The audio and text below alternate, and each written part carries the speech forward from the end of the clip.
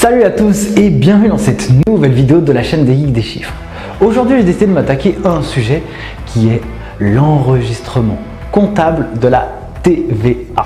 Alors ça va être l'objet de deux vidéos. Là, on regarde la partie 1 et la prochaine vidéo, partie 2, vous pourrez la suivre. Le lien sera dans la description de la vidéo pour pouvoir la suivre.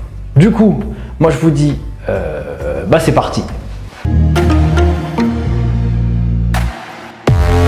Alors, pour petit rappel, la TVA. Globalement, voilà ce qui se passe. Une entreprise, globalement, toutes les entreprises, je dis bien globalement, sont soumises à la TVA. Ça veut dire que lorsqu'elle facture des choses à ses clients, elle va facturer le hors-taxe, la TVA et le TTC. Au même titre, lorsque un fournisseur lui facture, l'entreprise reçoit une facture avec un montant hors-taxe, de la TVA et du TTC. Je viens de préparer un petit truc au paperboard pour vous imaginer déjà ces deux histoires. Première histoire, l'entreprise reçoit une facture. Donc la date de la facture, elle est au 15 novembre de l'année N et voilà ce qui se passe. Voilà son histoire. L'entreprise achète des marchandises pour une valeur de 1000 €.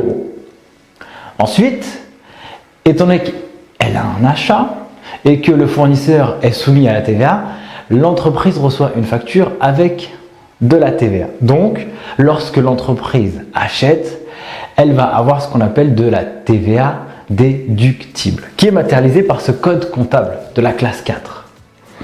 Et évidemment, qui c'est qui envoie cette facture? C'est le fournisseur. Donc le fournisseur pour une valeur de 1200 €. Pour info, cette opération va dans le compte de résultat. Là, cette opération va dans le bilan comptable.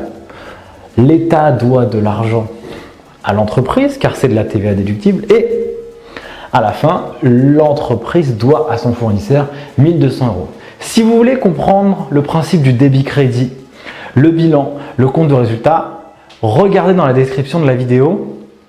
Il y a des vidéos sur la chaîne des Geeks des Chiffres, vous pouvez voir ça. Et si vous voulez vraiment aller plus loin, il y a aussi un lien pour se former à la comptabilité, donc sur les BABA, vraiment un programme de formation en ligne très bien construit qui vous permet d'aller crescendo et qui vous explique vraiment ces fondements et ces bases de la comptabilité sur le principe du débit-crédit, principe de la partie double, l'organisation, etc. Comment on utilise l'imputation des comptes, bref. Donc du coup, là, je vous parle de cette première opération. Là, c'est l'achat. Ensuite, l'entreprise, qu'est-ce qu'elle a fait? Elle a vendu ses marchandises à un client à 5 jours de différence. Toujours au mois de novembre. Voilà l'histoire de cette écriture. L'entreprise a vendu à son client pour 3000 € TTC. Elle facture donc sa vente de marchandises pour une valeur de 2500 et la TVA collectée pour une valeur de 500 €. Pour information, les taux de TVA en vigueur au moment où on fait la vidéo, c'est de 20%. 20% du montant hors taxe. Donc ici, l'entreprise a cette partie-là. D'un côté, elle a de la TVA déductible et de l'autre, elle a de la TVA collectée.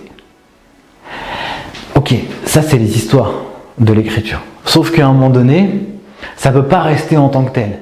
L'entreprise, chaque mois, chaque semestre, chaque année ou chaque trimestre en fonction de son régime de TVA, elle va devoir déclarer la TVA à l'État. Déclarer la TVA à l'État, ça veut dire eh bien, si j'ai plus de TVA collectée que de TVA déductible, alors monsieur l'État, je vais vous donner de l'argent.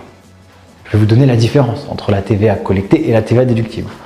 Inversement, monsieur l'État, si j'ai plus de TVA déductible que de TVA collectée, alors c'est vous, État, qui me devez de l'argent. Et ça, eh bien, c'est l'objet de la deuxième vidéo. Surtout, allez la visionner, abonnez-vous à la chaîne des Geeks des Chiffres, kiffez, et moi je vous dis à bientôt. Ciao!